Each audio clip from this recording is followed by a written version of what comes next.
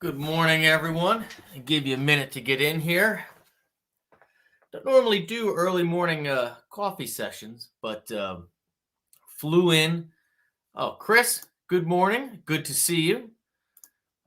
Flew back from Cancun last night, and my wife Annie and I went to playing in the sand. And there was so much confusion and stress leading ahead to going to this show.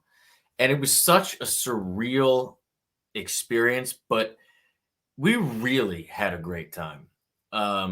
So we were obviously disappointed, but I figured a lot of you out there are probably curious what it was like to be there, what the sentiment was, what it kind of felt like to have it happen in real time. Very, very rarely. I mean, I've never had this happen. We've never, been in a festival kind of environment during a global pandemic where we've actually traveled somewhere very far out of the country when you're not sure you're going to get back in because of the environment, the global climate, if you will, and then have it completely shut down. So, why don't you guys, if you're interested, grab your coffee, and I'll kind of tell you what it was like. So, first off, it was very hard to get tickets to go. And there has been no music that has really changed the trajectory of how I listen and how I've changed playing guitar since I started learning Dead tunes and getting into the Grateful Dead and Dead and Company and Mayer and J-Rad and all the different iterations. But it's really the songs. And so this was a really important thing for me to go to. I was really interested in going to the show, submerging into the group of people. My wife was a huge Mayer fan, and she loves Dead and Company and loves the songs. And this was something that we were really looking forward to. Obviously, it didn't happen last year, and we had never taken a beach trip or an island trip or whatever. Ever. We never took a honeymoon when we had, because we just kept having kids and we didn't have any money and so many different reasons. Not complaining. It's been great. So this was like for our 10-year anniversary, we chose to do this, and last year we booked it. First weekend, went to alumni, couldn't get it. They opened the second weekend. We finally get tickets on the second weekend, and we're absolutely thrilled. Morning, everybody. Yes, Reed. Love the Billy Strings hat. Love Billy. Morning, everybody. Glad you're all here. Thank you, Rodney. Thank you, Simon, Jeff, Reed. Anyway, I'll get to the point and tell you kind of how it went down, because it's very interesting. I've never had anything like this happen. So they opened the second weekend, and and so we're pumped. And it's very expensive, and we do a monthly payment plan. So you pay, whatever, like $500 or $600 a month for like 6 months, right? Super expensive. But we're excited because it's all inclusive, and it's the Dead, and it's in Cancun in January, all the good reasons. So then obviously things start tightening up big time. December was absolutely crazy for us for a whole host of reasons. And it was looking like it might not happen. The entire time going to the airport, we were like, Biden might just say, we're just not doing international travel. Like, we were ready for it to like just be called off the whole time. There were, they offered everybody a refund. We didn't take it. We said, no, screw it. We're going. My mom's coming up from Florida. She's going to watch our kids. Anyway, so we're at the airport, and they're like, all right, they're going to let us on the plane. We haven't heard anything. Right. And while we're getting on the plane, we get the message that John Mayer has COVID and he's not going to be there. And we're like, okay, but it's still happening, right? So we're gonna go. Because I was talking to my wife, she was so bummed, and I was like, listen, this is going to be a great opportunity for these other artists to step up. I know that Bob reached out to Margaret Price asked her to sing some songs. I know, like, Billy was already off the drums, and it had some heavy hitters coming in, bring some of that J-Rad juice, like, love it. Like, and I was stoked to see the main squeeze, and like, I just thought it would be an incredible opportunity, um, for these other bands. Like, cause if I were one of these other bands or artists and it was kind of seemingly falling to pieces, but it still happened, I would be pretty stoked. I would feel like I imagine, you know, uh, uh, Tom Brady felt like when he was riding the bench, or Brett Favre when he was riding the bench, and then have your starter go out, and you're like, "This is the best thing in the world. I'm gonna absolutely crush this moment. I've been ready for it forever." That's kind of how I felt. I felt like I was gonna go down there and I was going to see really good music. I felt like everybody's gonna step up, and it was an incredible opportunity. So we got psyched up. Uh, get on the plane, go through customs, all that. This is Thursday. We go down, and then we are in the shuttle from the airport, to the thing. And someone in our shuttle, we were in a small 8-person shuttle, is a close personal friend of John Mayer. It's like one of his neighbors or friends in Montana. Gets a message from him and says, "It's all canceled. It's not happening, but you're gonna get your money back." And we're in complete shock because we're pulling up to the hotel, and everybody that's checked us in, they have all the buses with the logos and the signs and everything, and and no one said anything. And so we're like, okay, I haven't gotten an email. There's no message. There's nothing. And so we go in. They make you do the whole COVID rundown. CID had all the things in place that they said they were going to have. There was really no one there. And they told us, they were like, "Oh, yeah, I think there were supposed to be 6,000 people there and 4,000 canceled." And so we're like, okay, so maybe this person doesn't actually know John, but she was very believable. Like, she definitely knew John. And I don't remember your name, but you were a good time. You really brought the party. You was awesome. So anyway, so then, we check in our rooms, and we go out to the bar. We go to the pool bar. It's probably like 6 or 7 or something like that. And everybody's saying it's canceled.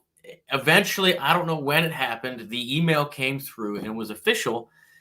And it was so surreal because all the stages are set up. All the stages are set up. The staff's there. There's all the PA, like all the sound equipment is there. And it's just, here you are at the pool. It's all inclusive. And so we all know we're all getting our money back. Hopefully, we'll see what happens there. But CID says so, although I'm skeptical of all of that, because that's a massive insurance claim.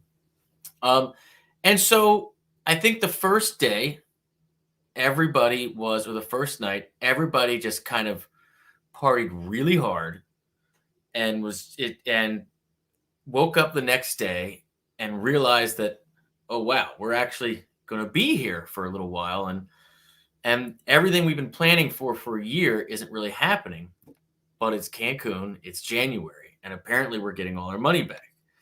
And all I can say is that the vibe from the people was one of, like, after the first night was about immediate acceptance, and then it was all smiles all around. Everybody was having a great time. And it was really a close-knit group. So many of you out there, I got to meet, and I'm so grateful that I got to meet some of you and spend some time and talk music, talk guitar, talk to Dead, talk, life in general. And it was really just a surreal, great, but strange vacation, because we still had this looming thing in the back of our head. Like, can we get back in the US? Like, anything could change any day. And we're like, maybe if we're getting all our money back, maybe we should just fly back tomorrow. We'll do 2 days, then we'll go back. We'll go to the Keys. We'll do something, just to make sure we get back in the U.S. so we know that like this lingering feeling, we're going to squash that. But the people just made everybody stay. Everybody, there were still jam sessions. There were drum circles, which, by the way, there was like very little. I'm going to go with zero communication about when and where everything was supposed to happen. Maybe it was totally organic, but I was unaware of all the different scheduling, if there was any, or if it mirrored what it was supposed to be. There was no CID people to be found. I imagine there were going to be people guiding us throughout, staff everywhere, but it was very clear once it was canceled that like all CID was gone, and it was just like the regular Moon Palace staff in Cancun that honored everything because we had our bracelets, but there was nothing else. And so I thought, well, maybe they'll bring in acts. They have all these stages, but that didn't happen. And so honestly, I say all that to say, we just made the most of it, man. It was great weather. The food was surprisingly good. Like you think you're at an all-inclusive is going to be going to the trough, going to the buffet. That was not the case. It was not cafeteria food. It was very good. Totally surprised. Drinks were super watered down, but you could get a million of them. No one. I didn't see anybody get sick.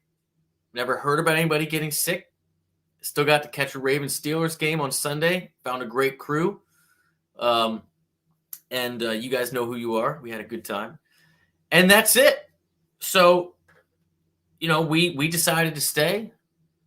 We woke up early every day, went running, spent every day by the beach except for one spa day, and went to bed early every night because we haven't really like slept or taken a real vacation since we became parents.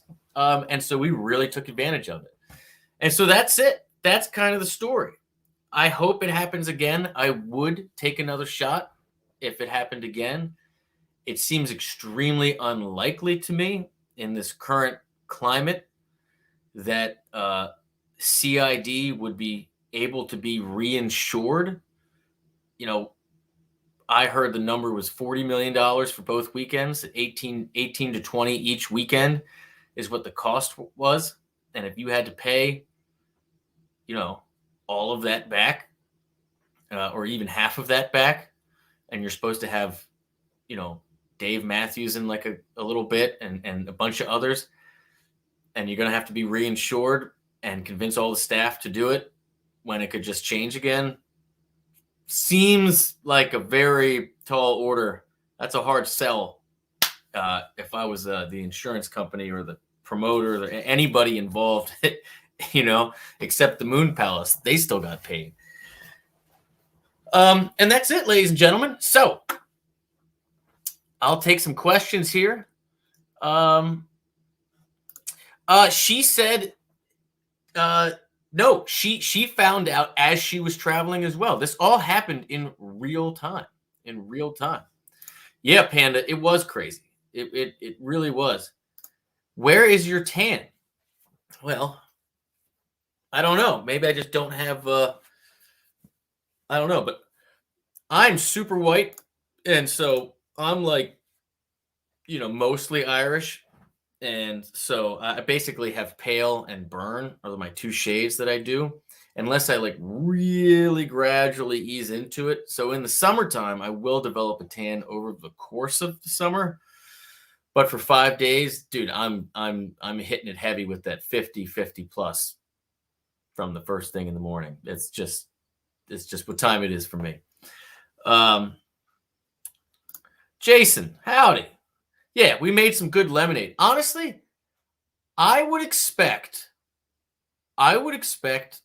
if it was, I don't want to say any other group or any other concert, but I would expect some pretty upset people. Now, if they didn't refund the money, or at least tell us that, we'll see if the insurance company writes the checks. It's when they have these huge festivals like this, it's not like the band itself guarantees every single ticket, and this $40 million is just something Dead and Company is writing. Like, these big things are all insured. This is big business. So we'll see if that happens. They probably have to, but then probably won't be able to reinsure later. That's just my gut feeling. It's so much money and it's so risky. It's so risky. But no one was really upset. Like, I didn't see any fights. I didn't see anybody losing their mind. I didn't see a single person lose their cool or temper with any of the staff. That's kind of stuff really never happens. It's a testament to the type of people that make this type of journey to see this type of music. Honestly, in any other environment, I would expect to have with thousands of people that had all their plans change out of country in the middle of a pandemic, had to go through 15 tests and doctor's notes and customs and all that. Find out. I would expect some people to be freaking out on some of the staff or each other. Didn't see it. Didn't see it. Yeah, thank you, Mark. Appreciate it. Paul, you were here too? Just give my husband Travis and I a shout out. Anna, Travis, let's go. Love it. Yes, I will be at the Tool Show in DC. That better not change. That better not change. Timothy, what was my drink of choice? So the first day I kept it to beer, because as a typical American that doesn't travel to South or Central America very often, I was skeptical of getting mixed drinks and stuff with ice and getting sick. You know, they all say don't drink the water. How true or not true it is in different places, I'm sure it varies. Point is, I didn't know, right? And so I figured if I drink beer for a day or two and no one gets terribly ill, it's probably all right. And that's what happened.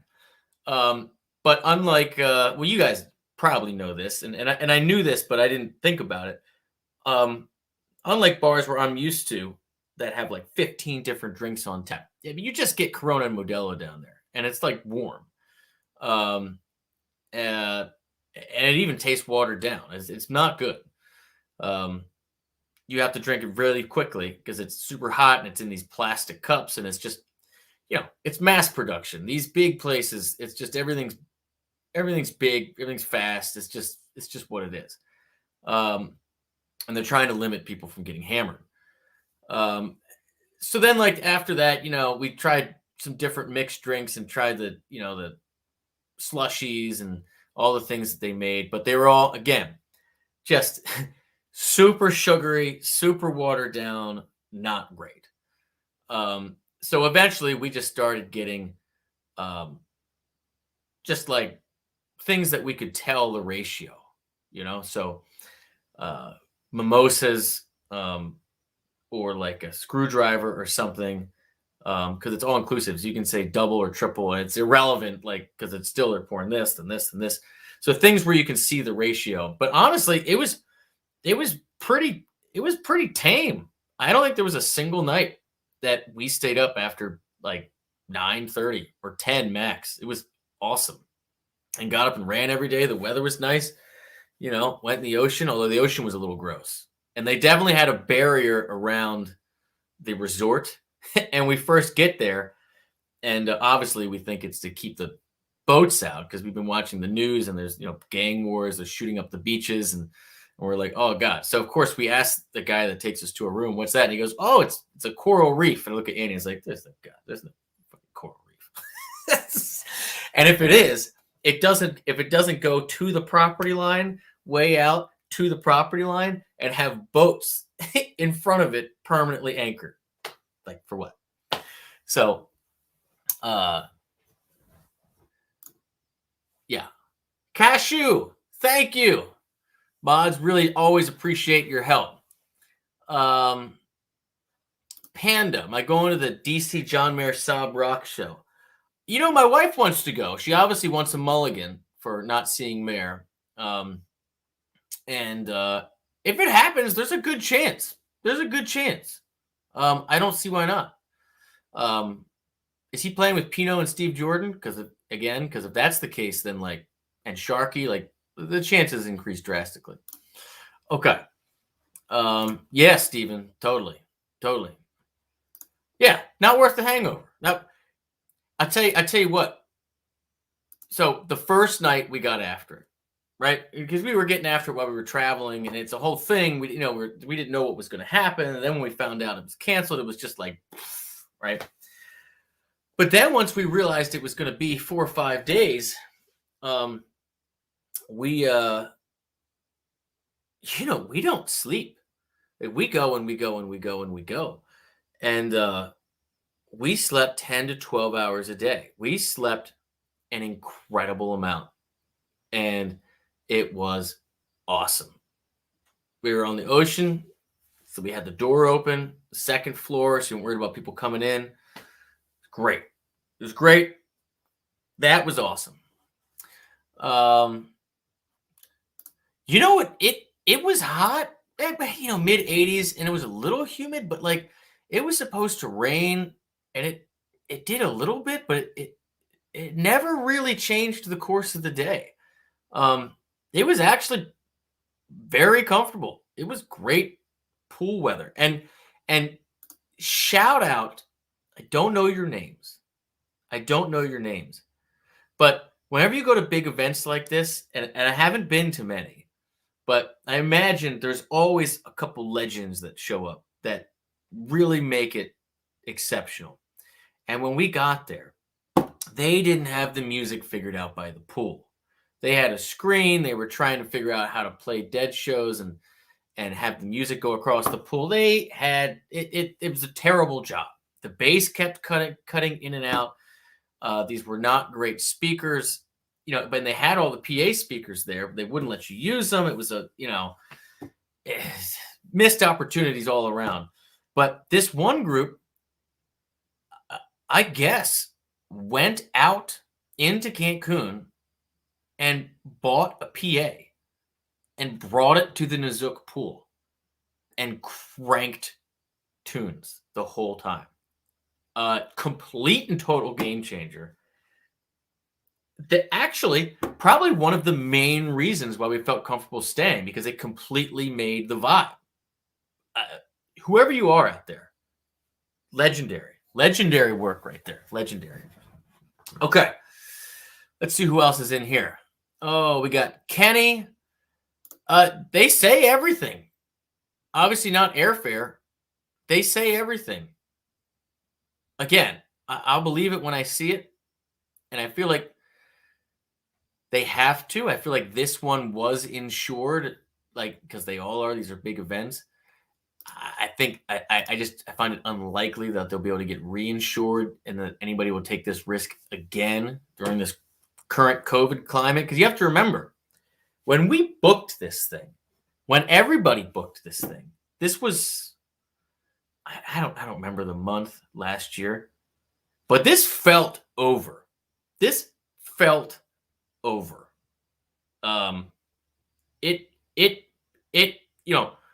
Schools were back. Everybody's vaccinated, or at least everybody in our bubble. No one was getting sick. The variants weren't a thing. It really felt behind us. Like, we didn't feel any risk buying this. We were like, oh yeah, of course we're going to Mexico. No problem. They like sold. Why would there be an issue? We've already, that was for 18 months ago. Well, that was dead wrong. And so I find it hard to believe that everybody in the chain, from the acts to the promoters, to the insurance companies, the venues, the staff and the production crew, the vendors, the people that go and attend, it seems pretty unlikely that they're just going to say, oh, that's okay, we'll just continue to do all the rest we have on the books this year. I don't know, man. I don't know. Because even if it gets to be like May or June, like it always happens, and it's warm, and people aren't getting as sick as much, and it seems better when everybody's out and it's warm, and then they go to book stuff, And everybody's got those short memories, right? And as soon as it gets cold again, it's Thanksgiving, Christmas. Everybody gets sick again. Is it the cold? Is it the flu? Is it COVID? Is it what? Is there a new strain? Who knows? You know, I don't know. Seems unlikely. But I'll do it as long, again, as like there's some guarantee that if it does get canceled, we'll get our money back. If they give us our money back this time. That's the key. Old sniper. Old rockers never die. We just get older. Yeah, I hear you. Oh, thanks again, Cashew. Appreciate you all out there. Yeah, for anybody out there that wants to be a deeper member and that plays guitar or just wants to support the channel, you can find all my lessons and courses at that link, guitargate.com/courses. Got a lot of updates coming soon. And you guys make all this possible. I really appreciate you. Snowing here as we speak. There you go. There you go. I would love to go to Floyd Fest in July and see Turnpike Troubadours. I would love to. Yeah, that 3/4 that waltz was killer, man. No, I didn't. I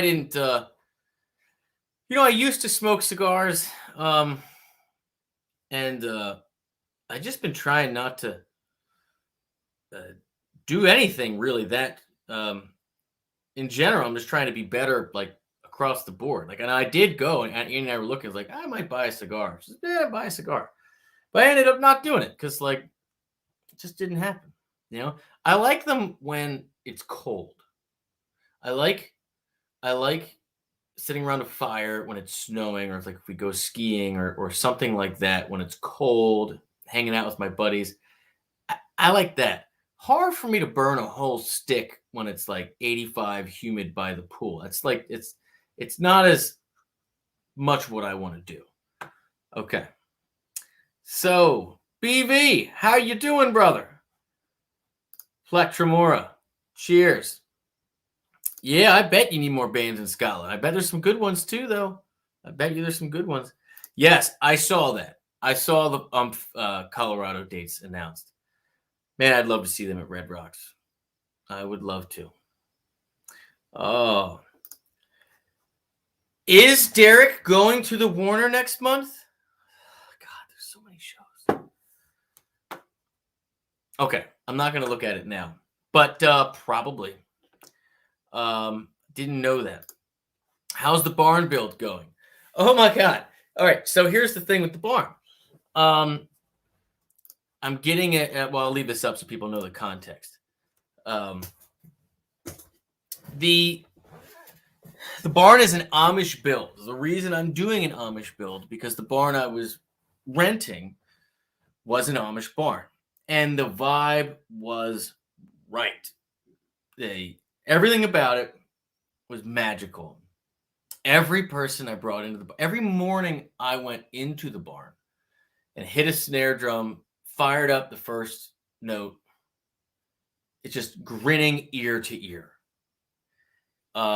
Playing, no. Playing loud in a all wood, like no tin roof, natural big room like that is just like, it just brings you back to being a kid. It is the stuff dreams are made of. It is so awesome. It'd be just like, it's the barn version of, singing in a big hall, the big natural reverb, but the wood, man, is just awesome. And so when that stopped working, I wanted to keep forward with the plan and make this place to inspire me and others that would come visit, I would invite to be on the channel, to come to a place that really is not perfect acoustically, like to make records, but to be a place where it's like a celebration of why we play music, just like the most fun ever. Because that and the smiles and the sound, that will translate to the internet, right? And it will work. Like, look at Live at Daryl's house. Look how happy everybody is to be playing in his barn. Same thing, but then I'm going to take the tracks and then I'm going to put them on the website for my subscribers for multi-tracks, and have paying, lessons for the paying students over there that support the channel. So imagine if live at Daryl's house, he brought his friends, but obviously I'm going to start with, not like the best players in the world, like, people I know, and work up from there. But imagine if live at Daryl's house also came with, lessons and a whole community to talk about it and share things and charts and all that. So when I decided to build my own, I wanted to use an Amish builder. I'm in Baltimore, and so all the Amish builders are in Lancaster, Pennsylvania, or thereabout. So when I first got the green light, got the property, figured out permitting, what I needed to do, and blah blah blah blah blah, and we went and met with the builder. As expected, they had 5 or 6 jobs in front of me. And I expected that. So I was like, fine. So we knew it was going to be probably April or May-ish. And which was fine because we could, we need to grade the area, dig out the foundation, pour the concrete, prep it for the power and all the other things to get the site ready for the barn. This is not going to be some rickety thing that's going to blow down in 5 days or 5 years. This is a not quite building a house, but it's almost like building a house. It's not finished inside, but this is a very heavy structure. So now I before I left for playing in the sand, I talked to my general contractor. Since I don't know anything about building and I don't want to get screwed, I hired a close family friend who also oversaw the building of the barn before, to be my general contractor and basically manage all the moving parts and look out for me. One of you actually out here gave me that advice, and it's good advice. And so he called me and he said, you know that no one can get anything right now, right? I said, yeah, I've heard that. There's no cars. There's no anything. He goes, well, apparently, all the crazy storms that happened in the Midwest throughout Kentucky, et cetera, which is another big Amish hub, destroyed a lot of their timber and messed up their supply chain of wood, right? And so even if you go to a different builder, a lot of them all get their wood from the same place. And so he was like, they haven't told me what kind of delay we're working with, but just know that our original plans are pushed back. And I told him, and he thought I was going to be really upset. And of course, I was disappointed because I want to do this, but I also don't want to do this wrong. And it's also really expensive. And I want to work out of this place and have this be my place for like 30 years. This is what I want to do. And so I told him, I said, look, if it's 6 months, if it's 9 months, if it's 12 months, it is what it is. Let's just keep our place in line. And so that's where we are with it.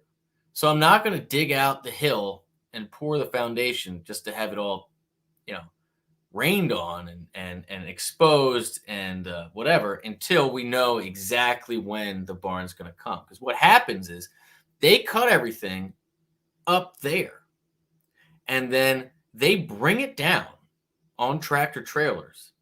And you have to have your entire foundation and your whole site thing has to be finished. And then they bring it down and then they assemble it in a course of a weekend, apparently. And so that I'm going to time lapse. I'm definitely going to get video of that to share with you all. So yeah, that's what's happening with the barn. Nothing's easy. Nothing's fast. Nothing's cheap. Always takes longer and costs more than you anticipate. This is no different. But I'm going to do it the right way, and I'm not going to half-ass it. That's the story of the barn. Thank you. No, but I want to. Okay, so I want to go to Levons Barn. So this again, this all this COVID BS, but I did just go to Mexico, should be fine. But people don't always, the venues might be closed, they might not be having guests. But I want to visit Levons Barn in Woodstock, New York, and I want to visit the barn. I believe it's in Connecticut that Goose did their shows from, the bingo tour, I think it was, because that one, unlike Levons, I believe, is climate controlled, and more of a personal barn instead of like a venue. Mine is not going to be a venue. You're not going to be able to, unless I get into some type of financial issue where I have to. My goal is not to have it be a venue where anybody can come, or a studio even where people can book it. Like, I'm doing this so that I force myself to be in there every day, making music and working for you guys and making lessons and getting better. Like, that's why I'm building it. I'm not building it to try to make money as a venue. So I want to go. Yeah, Luke, I appreciate it. I mean, if anybody out there that's been following me for a while, I committed to the online game in 2013 in earnest. And I do generally tend to take a long time, but do things the right way. Instead of rush things out before they're ready. And sometimes that aggravates people because they want stuff. Like a great example is like the Jerry Garcia course. Like, I didn't make the first one, I believe, until I'd been listening to the music for a year, because I didn't feel like I had done enough on my end to feel confident even sharing a basic primer, an introduction to the music and guitar styles for a year. And I still, when I look at those videos, I'm just like, hey, I would change things now, or add things, or I assumed something there that maybe I shouldn't have. But that's life. At some point, you got to hit the button. So anyway, I do generally always do it right, but sometimes that does take longer and cost more. It's just kind of the way life is. Okay. Beware. Howdy, sir. Yes, for all you guys that don't know, and again, mods, thank you. That if you click the join button, you do get emojis, you get a membership badge, and you get to jump on Discord, which is our personal little group. And you also get access to that if you're a GuitarGate subscriber. So you don't have to do both. And there you go. Ryan Storm, there he is. How you doing, brother? I have been meaning to get back to you. Hope you're doing well. Let's see here. Sam, everything is delayed. We have some flood repairs from June they're just getting to now. It won't be completed till late spring. Yeah. It's crazy. It's crazy, man. You can't get anything. So, I've been thinking about getting a new car. I don't want to. I have a 96 Chevy Silverado that still runs great. And I have a 2006 Acura MDX, which is completely beat up. The inside's destroyed. That has been our, family car that has since been paid off and retired to my use. But you can't get anything. Like, it's just crazy. You can't get cars. They don't have chips. The used ones cost as much as new ones. Like, it's just like so bananas. So anyway, I think we're all kind of used to it now. It's frustrating, but you get what you get when you get it. It's just kind of like, yes, definitely will do that, BB. Definitely will do that. We're going to do all those things are going to be correct. I'm telling you, they're all going to be correct. And it's not going to be something that is rushed. I mean, this is a permanent structure, right? Uh, and the way I look at it was, before I found this other barn, and I know lots of other people, that like Rick Beato, his entire basement, he turned in long before YouTube, massive recording studio, right? It cost way more than my barn will, I'm sure, and incredible amount of forethought. Point is, it took years, and I've talked to him about it, and it happened in phases, and you do it right, you do what you can when you can, and I know people that rent studios and rent flex space and make studios out of them. And it takes a while and it's super expensive.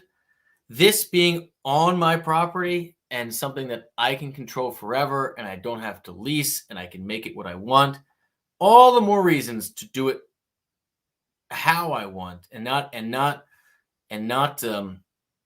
just do it fast, Anyway, okay. Oh, yes. Hey, better start stacking food. Man, I'm telling you, my grocery stores, I live in a very rural area, if you can't tell. We're talking about barns. My grocery store, had some empty shelves, man. It like I was watching that one Joe Rogan podcast with Elon Musk, and Elon's like, if people don't go to work and make stuff and transport the stuff, there's no stuff. And I think about that all the time. It's like, yeah, so many of the wave, like the repercussions and of all these things that have happened for being shut down from so long, they're so macro that a lot of the effects, aren't going to show up for the long term, whether it's in goods and services, emotional well-being, whether our kids can read or not. So many of these things are so macro that it's going to take a long time for us to really see how it's all connected, sociologically, physically, economically. So I get you. I get you. Yeah, BV, you have a studio. Took years. But you start, wherever you are, there you are. You know what I mean? But it's like, if you see it, if that's what you see for yourself and what you need for your career, then there's no other choice. You can't just not do it. You just slow and steady rings the race. Yeah, take your sweet time and it'll be glorious. That's exactly right. All right. Well, with that, ladies and gentlemen, I've taken up enough of your time. It's been 45 minutes or so. Mods, thank you so much for all you do. Yes, very well, Ryan. Really appreciate you all. And again, anybody out there that's watching this, thanks for coming to say hi if you were down there and we got to hang out. Met some really, really great people. Got some Dane, I'm going to do your request right after this. And I'll see you all real soon. Lots of good things in store. Happy to be home. It's freezing cold. So you know what we're going to do? We're going to play guitar. We're going to get better. We're going to make content for the internet. So we're going to stay safe. We're going to love our families, love ourselves. Happy New Year. Be safe. Love you. Cheers.